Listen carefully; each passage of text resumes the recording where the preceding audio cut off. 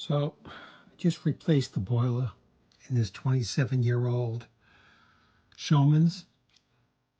I had some custom plumbing work here,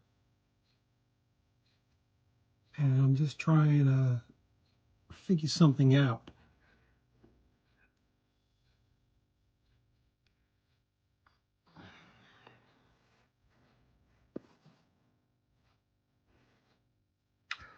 Okay, so this elbow here, right here, this elbow on the inside is threaded. I see threads. Okay. This end, this end here has no threads. It just basically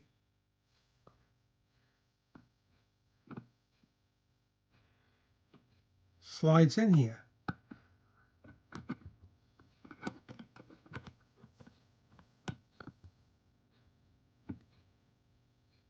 How is that supposed to hold pressure?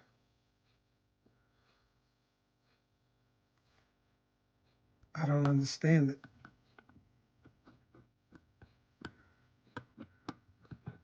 How is this going to hold pressure?